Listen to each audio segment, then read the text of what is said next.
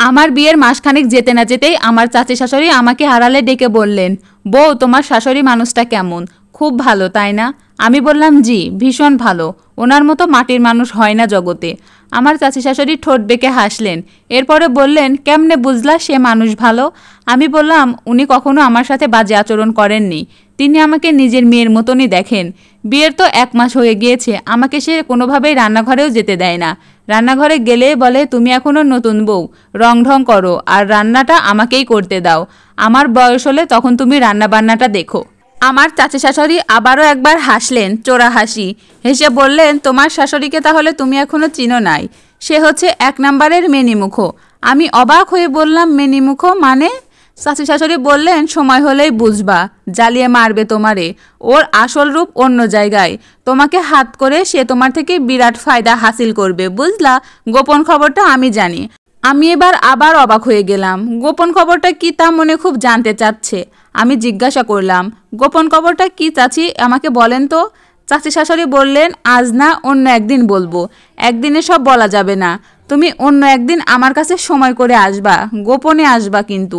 তোমার শাশুড়ি মানুষটা খুবই চতুর। তারপর 1 সপ্তাহ পরে আমার শাশুড়ি তার বোনের বাসায় গিয়েছে, তার বোনের স্বামী অসুস্থ বলে।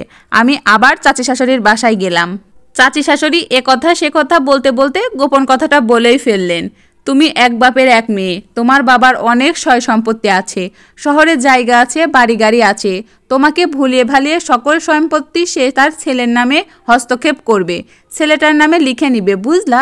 এটাই হলো তার আসল কাহিনী। তোমার শাশুড়ি এই চক্রান্ত অনেক আগেই করেছে, এসব কথা আমি জানি। ছেলের সাথে ফিসফিসানি মাঝে মাঝে আমরাও শুনতে পাই। আমি কি করব কিছুই বুঝতেছিলাম না, কিন্তু আর 10 জন মানুষের মতো তো আমার মনেও শয়তান কেমন জানি নানা সংশয় সৃষ্টি করতে শুরু করলো। আমি ভাবতে লাগলাম, আমার চাচি শাশুড়ি হয়তো সত্যি কথা বলছেন। আমার শাশুড়ি নয়তো এত ভালো ব্যবহার কেনই বা করবেন? সবাই তো বলে শাশুড়িদের সাথে ছেলের বউয়ের সম্পর্ক বরাবরই খারাপ হয়, কিন্তু তিনি কেন এত ভালো ব্যবহার করেন? হয়তো সে আমার কাছ থেকে তার স্বার্থ হাসিল করতে চায়। এই নিয়ে যত রকমের সংশয় আছে আমার মনে ঢুকতে থাকলো। দিনে দিনে এইসব বাড়তেই থাকলো। এখন আর শাশুড়িকে আমার ভালো লাগে না। তিনি আমাকে মা মা বলে ডাকলেও আমার রাগ লাগে, তাকে দেখলে আমার জেদ ওঠে। কিছুদিন পর আমি বাবার বাড়িতে গেলাম, বাবার কাছে সব কিছু খুলে বললাম আমার চাচি শাশুড়ি আমাকে এমন কথা বলেছে। আমার শাশুড়ির উদ্দেশ্য খুবই খারাপ। বাবা আমার কথা শুনে হাসলেন আর বললেন, মা, তুমি তোমার সর্বনাশ নিজেই করেছো, কাজটা তুমি মোটেই ভালো করো নাই। আমি অবাক হলাম, বললাম, বাবা আমি আবার কি করলাম? বাবা বললেন, এই যে 3য় পক্ষের কথা কানে নিলা, এই 3য় পক্ষের কথা কানে নেওয়ার আগে তোমার মনে অনেক শান্তি ছিল, তাই না? শাশুড়িকে তোমার নিজের মায়ের মতো মনে হতো, তাই না? আমি কিছুক্ষণ চুপ থাকলাম, তারপরে বললাম, জি বাবা, অনেক শান্তি লাগতো। এখন সব অসহ্য লাগে। এখন আমার শাশুড়ির চেহারা দেখলে আমার মাথা গরম হয়ে ওঠে। বাবা আমার একটা হাত ধরলেন আর বললেন, মারে, এই যুগে শাশুড়ির আদর পাওয়ার ভাগ্য সবার কপালে জোটে না, আর এমন ঘটনা খুবই বিরল।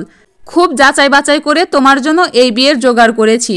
তোমার তকদির অনেক ভালো মা, তুমি পরের কথা শুনে নিজের কপালটা নিজে পুড়িও না।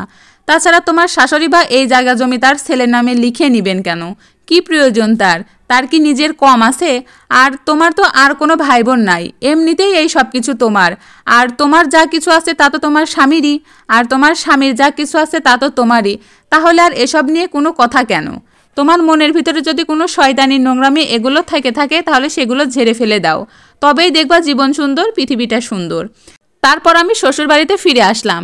শ্বশুরবাড়িতে আসার পরে আমার চাচি শাশুড়ি আমাকে আবার ডেকে নিলেন, আবার নানান কথা বলতে শুরু করলেন আমার শাশুড়ির বিরুদ্ধে। আমি তখন প্রতিবাদ করলাম, বললাম, আমার কাছে এইসব কেন বলছেন আমার মায়ের বিরুদ্ধে? আমার কাছে এইসব বাজে কথা বলছেন, আপনার তো সাহস কম না? আমার চাচি শাশুড়ি আমার কাছ থেকে এমন আচরণ মোটেও আশা করেনি। তিনি কেমন যেন দমে গেলেন। এরপর থেকে আর কখনোই আমার শাশুড়ির বিরুদ্ধে কোনো কথা বলার সাহস করেননি। আমার শাশুড়ি সত্যিই খুব ভালো মানুষ। প্রতি মাসের যে বিশেষ কয়েকটি দিন আছে আমার খুবই কষ্ট হতো, ব্যথায় কাতর হয়ে যেতাম। আমার শাশুড়ি মা তখন আমার বিছানা থেকে নামতেই দিতেন না। আমার অনেক সেবা যত্ন করতেন, আমার মুখে ভাতের লুকমা তুলে খাইয়ে দিতেন। আমার যখন প্রথম সন্তান হলো, আমার পিছনে কতটা খাটনি যে খেটেছেন তা আমি আর আমার আল্লাহ জানে। আমার বিয়ের 8 বছর পর আমার শাশুড়ি মা মারা যান। প্রচণ্ড জ্বরে 2-3 দিন ভোগেন, তারপরে মারা গিয়েছেন। মারা যাওয়ার একদিন আগে আমাকে আর তার ছেলেকে ডেকে নিয়ে গেলেন। ডেকে নিয়ে বললেন, তুমি আমার আঁচল থেকে চাবিটা খুলে নাও। আজ থেকে সব কিছু তোমার, এই ঘর, এই সংসার, আমার ছেলে, সব কিছুই তোমার। একটা ভালো নারী পারে একটা ঘরকে বেহেশতের মতো করে রাখতে। তার মৃত্যুর পর দেখলাম তিনি আমার জন্য কত কিছুই না রেখে গেছেন। আলমারি ভর্তি নানা রকম জিনিস, স্বর্ণের অলংকার, সুন্দর ও পরিপাটি একটা সংসার। জীবন সত্যিই সুন্দর। এতে যদি তৃতীয় পক্ষ এসে নাক গলানোর কোনো সুযোগ না পায় তবেই।